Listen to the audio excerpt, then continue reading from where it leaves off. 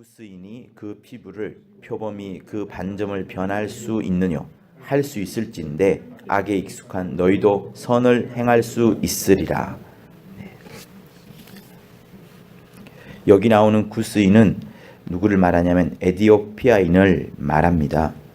그 에디오피아인들이 피부가 검죠. 그래서 여기 말고도 또 다른 곳에 보면 구스인이 굉장히 검은 사람이다 라는 그런 내용들이 나옵니다. 그래서 구스인이 그 피부를 깨끗하게 흰색으로 바꿀 수 있겠느냐, 또 표범의 반점이 있잖아요. 둥근 반점이 있는데 그 둥근 반점을 변하게 할 수 있느냐. 우리의 질문은 뭡니까? 우리의 답은 뭐예요? 할 수 없다는 겁니다.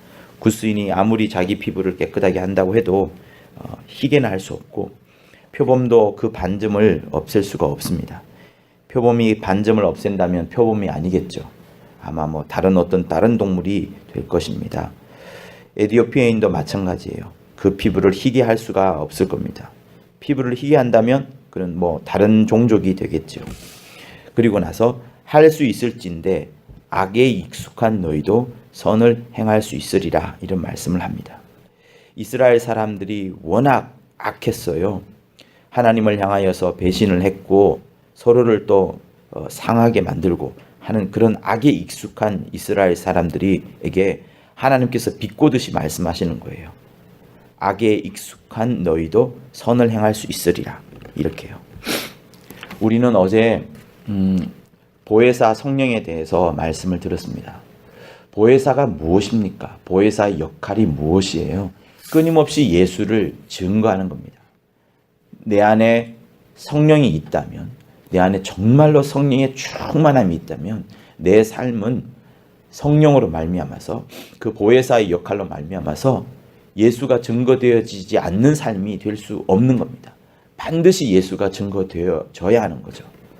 그런데 내가 보기에도 그렇고 내 집사람이 보기에도 그렇고 또 가장 가까이 있는 내 자식이 보기에도 그렇고 우리 아빠는 목사이긴 한데 약간 이런 쪽이야.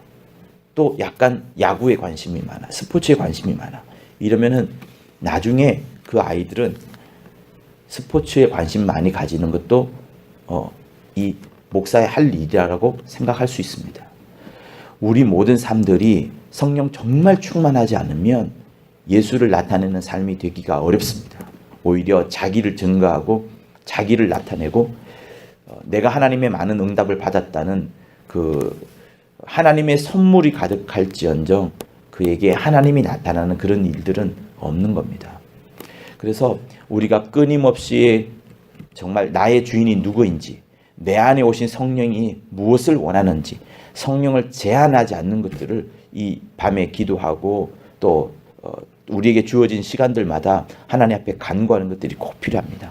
그렇지 않으면 우리는 계속해서 우리 자신을 드러낼 수밖에 없습니다. 구스인이 그 피부를 깨끗하게 한다면 어떻게 해야 되겠어요? 끊임없이 자기를 깨끗하게 해야 되겠죠. 표범이 그 반점을 변하게 하려면 계속해서 자기의 그 반점을 지워야 할 겁니다. 여기서 나오는 예레미야 13절 23절에서의 구절이 의미하는 바는 우리가 매일매일 죄를 씻었지만, 원죄를 씻었지만 계속하여서 죄를 씻어내는 과정, 회개하는 과정을 거쳐야 될 뿐만 아니라 그것보다 더 중요한 것은 내 영혼이 예수를 증거하려고, 예수를 나타내려고 계속하여서 보혜사 성령의 그 역할을 계속해서 나타내려고 하지 않으면 우리는 죄를 짓게 되고 또 다른 색깔을 나타내고 우리의 기본적인 근본적인 죄의 속성을 드러낼 수밖에 없다는 것을 이 구절이 말을 합니다. 예전에 어떤 그 유대인 유명한 학자인지 글 쓰는 사람이에요. 굉장히 글을 많은 쓴 사람의 그 한번 그 이야기를 본 적이 있는데요. 어떤 이야기인가 하면 이 사람은 그 유대인 수용소에서 많은 동료들이 죽어가는 중에 유일하게 살아남은 그 사람입니다. 자기 가족들, 친구들이 독가스를 마시고 피를 토하고 막 쓰러져 죽는 모습 가운데 자기도 쓰러졌는데 유일하게 살아남았어요. 그리고 나서 나중에 이제 재판정에서 그 전쟁 전범을 이제 치리하는 그런 재판정의 증인으로 나간 겁니다. 그래서 그 독가스를 눌렀던 그 사람을 이제 법정에 불러들이게 되었죠. 그리고 그 사람이 맞는지 안 맞는지 보라고 한 겁니다.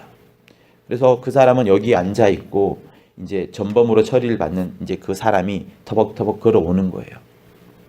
재판장 앞에 딱 서서 사람들의 얼굴을 딱 보는 순간, 그리고 이 유대인 작가가 이 사람의 얼굴을 보는 순간 작가가 엄청 소리를 지르면서 막 흐느끼는 시작하는 거예요. 도저히 멈출 수 없을 만큼 울고 흐느끼는 그 과정에서 더 이상의 정은이 필요 없다라고 판사는 판단을 하게 됐고 이제 유죄 판정을 내린 겁니다. 그리고 나서 15년이 흘렀어요. 미국의 어떤 방송에서 이 사람을 인터뷰하게 된 겁니다. 그래서 이 사람의 글에 대해서, 작품에 대해서 이야기를 하다가 맨 마지막에 질문을 한 가지 들렸어요. 당신이 그날 재판 법정에서 막 흐느껴 울었습니다. 왜 울었습니까? 그 사람의 모습이 굉장히 잔인해 보였습니까? 아니면은 무서워 보여서 그랬습니까? 아니면 죽었던 옛 동료들이 생각나서 그랬습니까? 라고 물었어요. 근데 잘 들어보세요.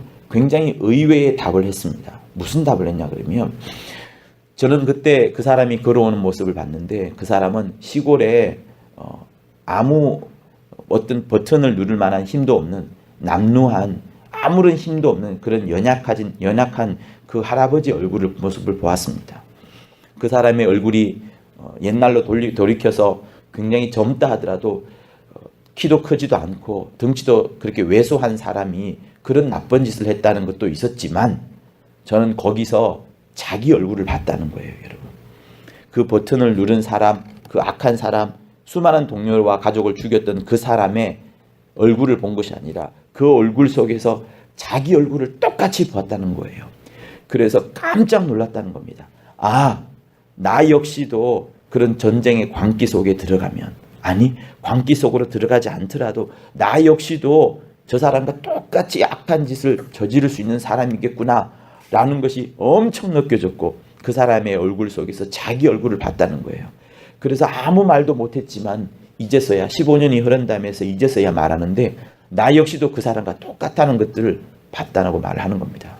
여러분, 우리가 착하다고 하지만 그 착한 것 자기가 알지 않습니까? 양심을 만져보면 착하지 않아요. 악한 사람과 우리와 별 차이가 없습니다. 원죄에 있어서는 똑같고요. 자범죄에 있어서도 역시 개찐 도찐입니다. 하나님의 눈에 볼 때는 모든 사람이 다 악한 것일 밖에 되지 않습니다. 그러므로 우리 어떻게 해야 되겠어요? 우리 모두 흙이에요. 흙으로 돌아갑니다. 성령의 끓임 안에서 우리 안에서 예수를 드러내어 주지 아니하면, 끊임없이 예수를 드러내 주지 아니하면, 끊임없이 주의 말씀을 우리 안에서 상기시켜 주지 아니하면, 끊임없이 하나님의 복음 속으로 들어가지 아니하면, 진리를 붙잡지 아니하면 우리는 계속해서 죄 짓는 사람과 달라질 수 없는 겁니다. 그러므로 우리 이 시간 또 기도합시다. 자녀들에게 잘 양육하고, 내 영혼과 내 육체도 잘 양육을 하고, 내 가정의 식구들에게도 잘 양육하고, 끊임없이 복음을 말하고, 복음을 의지하고, 복음을 주장하고, 다른 사람을 또한 불쌍히 여기고 긍휼함을 갖는 그런 것들이 우리에게 필요할 것이라 보여집니다. 여러분들이 표범의 그 반점을 지울 수 있을 만큼, 구스인의 검은 피부를 없앨 수 있을 만큼 성령을 의지하는 우리 모두가 되기를